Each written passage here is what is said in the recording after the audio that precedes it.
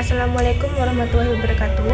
Kami dari kelompok 13 akan mempresentasikan mengenai implementasi GCG di lembaga syariah. Sebelum kelompok kami menjelaskan materi tersebut, maka izinkan kami untuk memperkenalkan anggota kami terlebih dahulu. Yang pertama, Aulia Maulidia dengan NIM akhir 350. Yang kedua, Muhammad Maulana Rafi'i dengan NIM akhir 353. Dan yang terakhir ada Amira Nadia Hatsifa dengan NIM akhir 362.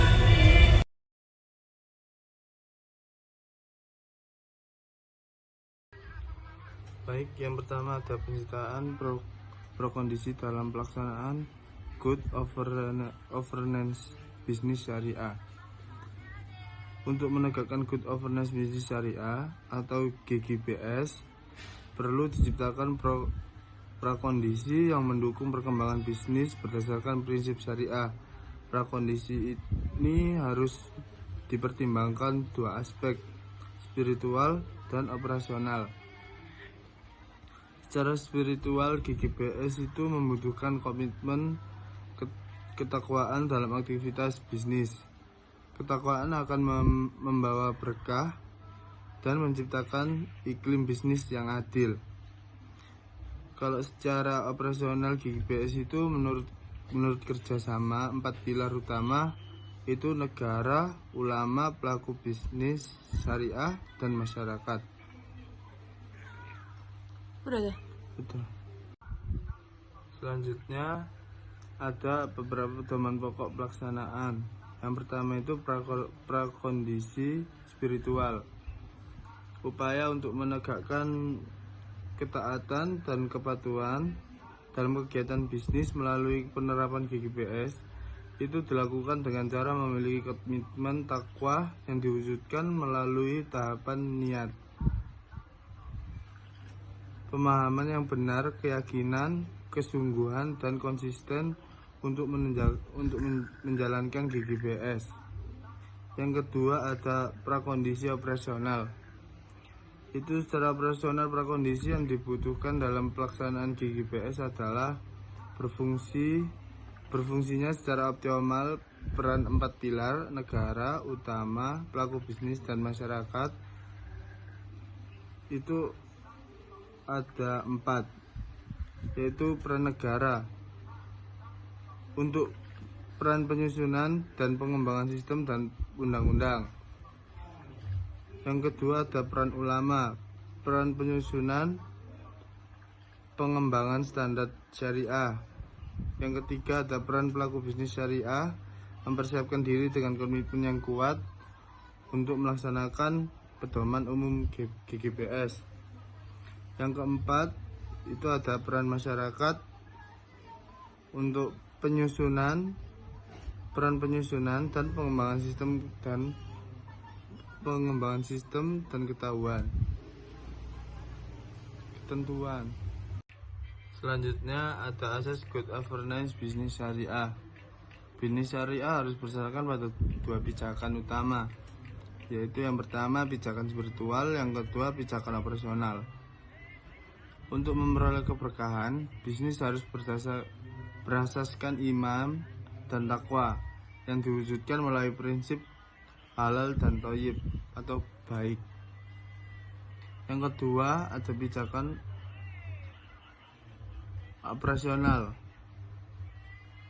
Itu berpegang pada sifat Rasulullah SAW, sidik, jujur, fatona, cerdas, amanah, dapat dipercaya, tablik, menyampaikan. Prinsip tata kelola umum transparansi, akuntabilitas, responsibilitas, independensi, kewajaran, dan kesetaraan. Selanjutnya yaitu etika dan pedoman perilaku bisnis syariah. Etika dalam bisnis syariah ini merupakan moral yang berlandaskan dengan niat baik dan kerendahan antara pihak, dengan tetap menjaga kehalalan dan kebaikan.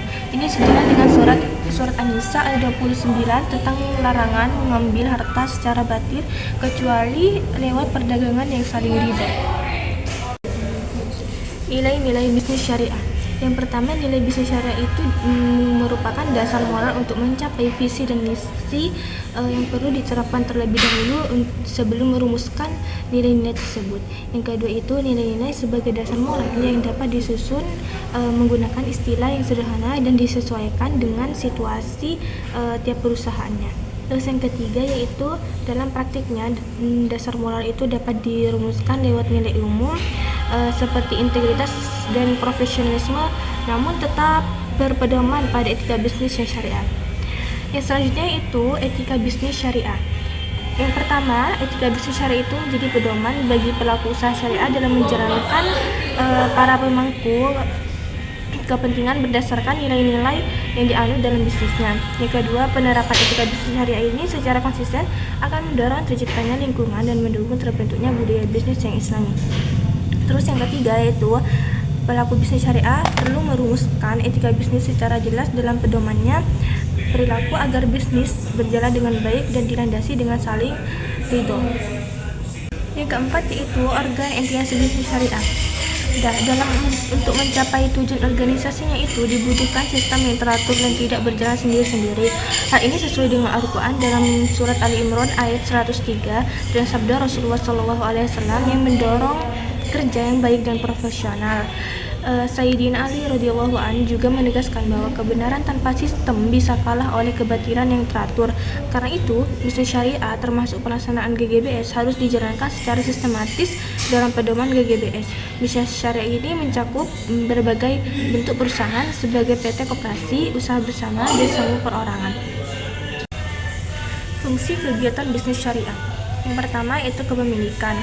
Dalam Islam, semua kepemilikan berasal dari Allah Subhanahu wa taala sebagai pemilik mutlak dalam semesta ini. Yang kedua itu pelaksanaan bisnis secara operasional.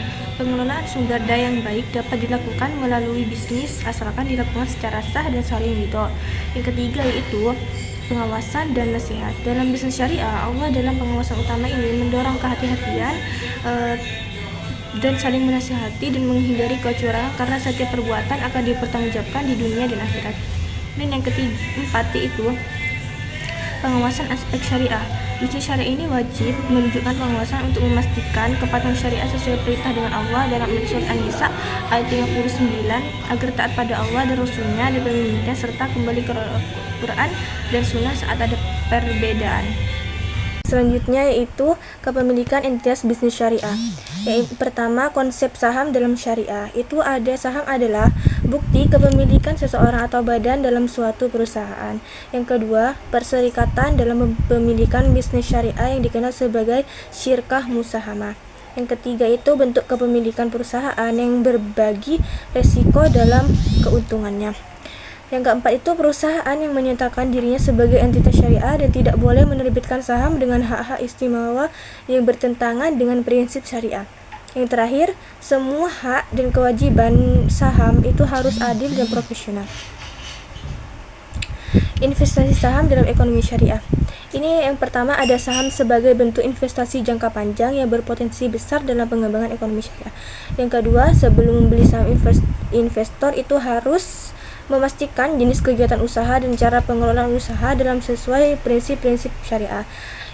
Terus memiliki kemampuan dana pemodal dan kemampuan ilmu investasi. Selanjutnya itu bagi pemodal yang memiliki keterbatasan dana dan ilmu investasi, maka disarankan untuk menggunakan jasa ahli investasi. Untuk yang selanjutnya itu kepemilikan entitas bisnis syariah. Hak dan tanggung jawab pemegang saham. Yang pertama itu pemegang saham adalah pemilik modal memiliki hak dan tanggung jawab atas perusahaan yang sesuai dengan peraturan perundangan dan anggaran dasar perusahaannya. Prinsip-prinsip yang harus diperhatikan. Yang pertama itu harus memperhatikan kelangsungan hidup perusahaan, tidak hanya keuntungan pribadi. Yang kedua, perusahaan wajib menjamin hak dan tanggung jawab pemegang saham secara adil dan setara atau fairness. Yang ketiga, pemegang saham pengendali harus memahami prinsip-prinsip syariah yang sesuai dengan jenis usaha perusahaannya. Hak dan tanggung jawab pemegang saham. Pemegang saham memiliki hak-hak yang dijamin oleh hukum dan anggaran dasar perusahaan, diantaranya yaitu hak dalam RUPS, hadir menyampaikan pendapat dan memberikan suara, satu saham sama dengan satu suara. hak atas informasi, mendapatkan informasi yang tepat waktu, akurat, dan teratur. Hak atas keuntungan, menerima dividen sesuai dengan jumlah saham. Hak atas transparansi prosedur RUPS, mendapatkan penjelasan dan informasi menyeluruh. Hak kesetaraan, semua pemegang saham diperlakukan adil tanpa diskriminasi, termasuk jika ada berbagai klasifikasi saham. Pemegang saham wajib bertindak sesuai dengan hukum dan etika diantaranya yaitu: yang pertama, pemegang saham pengendali wajib melindungi kepentingan pemegang saham minoritas, wajib mengungkapkan identitas pemilik sebenarnya ultimate shareholder. Yang kedua, pemegang saham minoritas guna hak dengan bijak dan sesuai dengan peraturan. Prinsip pemisah, pisahkan harta pribadi dan harta perusahaan. Pisahkan peran sebagai pemegang saham dari peran dalam manajemen jika merangkap jabatan. Yang keempat, akuntabilitas lintas perusahaan. Jika menjadi pengendali di beberapa perusahaan, harus menjadi transparansi dan hubungan yang jelas antar perusahaan. Hak dan tanggung jawab pemegang saham. Tanggung jawab perusahaan terhadap pemegang saham perusahaan yang berkewajiban untuk melindungi hak pemegang saham sesuai hukum dan anggaran dasar, menyelenggarakan daftar pemegang saham secara tertib dan akurat, menyediakan informasi yang transparan dan tepat waktu, kecuali informasi rahasia, tidak memihak pada pihak tertentu dalam pemberian informasi. Semua informasi penting harus dibagi secara merata dan transparan, memberikan penjelasan lengkap terkait RUPS agar pemegang saham dapat memahami dan berpartisipasi secara aktif. Pemangku kepentingan. Pemangku kepentingan selain pemegang saham adalah mereka yang memiliki kepentingan terhadap perusahaan dan mereka yang terpengaruh secara langsung oleh keputusan strategis dan operasional perusahaan yang antara lain terdiri dari karyawan, partner investasi bagi hasil atau profit and loss sharing, mitra bisnis, dan masyarakat terutama sekitar tempat usaha perusahaan. Kondisi saling memberi dan menerima manfaat dan maslahat ini penting bagi kelangsungan bisnis, sustainability perusahaan, maupun upaya memberikan nilai tambah bagi pemangku kepentingan. Pemangku kepentingan dalam bisnis syariah terdiri dari pemangku kepentingan yang ikut menanggung risiko usaha, sebagaimana pemegang saham, dan pemangku kepentingan yang tidak menanggung risiko usaha.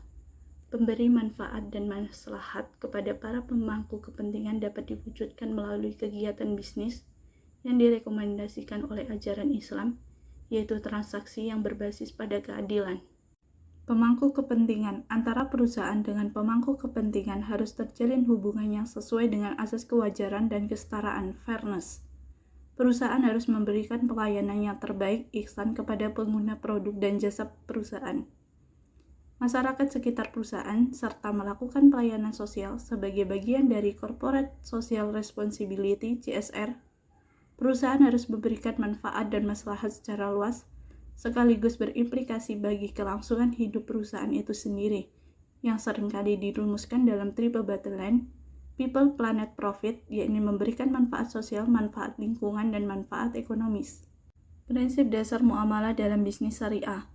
Segala aktivitas muamalah termasuk bisnis diperbolehkan selama tidak ada larangan dalam Al-Quran dan Sunnah. Prinsip tersebut dapat mendorong inovasi dan kreativitas dalam dunia bisnis dengan catatan sebagai berikut.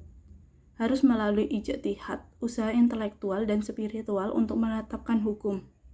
Harus dilakukan oleh orang yang berkompeten dan berilmu.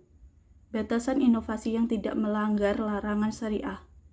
Kebebasan dalam berinovasi tetap harus menghindari larangan syariah, baik itu dari sisi objek bisnisnya, barang atau jasa yang haram, maupun dari sisi proses pelaksanaannya. Prinsip dasar muamalah dalam bisnis syariah. Proses bisnis yang dilarang. Tadlis merupakan penipuan dalam produk atau informasi. Dahar merupakan ketidakjelasan dalam ahad, misalnya jual beli yang tidak jelas barang dan harganya. Ihtikar, hoarding, yaitu menimbun barang untuk menaikkan harga. Bai jasasi, yaitu menaikkan permintaan secara palsu agar ikut naik. Riba merupakan tambahan yang haram dalam transaksi utang atau piutang. Maisir, yaitu unsur perjudian atau spekulasi berlebihan. Risiwah, yaitu penyuapan. Akad tidak sah merupakan transaksi tanpa rukun dan syarat yang lengkap menurut syariah. Pedoman pokok pelaksanaan ekonomi syariah, produksi. Produksi adalah awal dari aktivitas ekonomi yang menggunakan sumber daya yang Allah sediakan. Islam lebih menghargai kerja daripada hasilnya, sehingga modal padat karya lebih disukai daripada padat modal. Keuntungan diperbolehkan selama tidak mengandung eksploitasi zalim. Modal harus digunakan secara adil dengan prinsip bagi untung dan rugi, profit and loss sharing. Tenaga kerja berhak untuk mendapatkan upah yang layak dan jaminan kebutuhan dasar. Faktor lain seperti tanah, teknologi, keahlian juga mendapatkan bagi yang adil. Pedoman pokok pelaksanaan ekonomi Islam. Distribusi mencakup sumber daya, pendapatan, dan barang atau jasa. Yang pertama, distribusi pendapatan. Berdasarkan kontribusi sumbangsi untuk yang bekerja atau berusaha, berdasarkan kebutuhan untuk yang tidak mampu, seperti melalui zakat, infak, dan sedekah. Yang kedua, distribusi barang dan jasa. Melalui jual beli atau pemberian tanpa imbalan hibah, dilarang menimbun, hoarding, atau ikhtikar yang bisa merugikan pasar. Pedoman pokok pelaksanaan ekonomi syariah, bisnis jasa. Yang pertama, jual beli diperbolehkan selama tidak ada unsur riba, grahar, dan maisir. Yang kedua, perbankan syariah harus berbasis sektor real dengan aset nyata underlying aset. Yang ketiga, asuransi takaful, yaitu prinsip yang saling menanggung secara kolektif. Yang keempat, pasar modal syariah, yaitu emiten harus sesuai dengan prinsip syariah. Yang kelima, jasa keuangan non-bank dan jasa non-keuangan harus terhubung ke sektor real tanpa unsur haram. Selanjutnya itu ada konsumsi. Yang pertama, konsumsi mendorong produksi dan distribusi untuk menciptakan permintaan. Yang kedua, Islam mendorong konsumsi yang bermanfaat dan maslahat. Yang ketiga, menghindari pemborosan atau mubazir.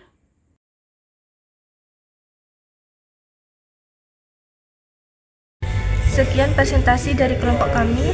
Kurang lebihnya terima kasih sudah menonton video ini. Semoga materi yang disampaikan oleh kelompok kami bermanfaat bagi kita semua. Wassalamualaikum warahmatullahi wabarakatuh.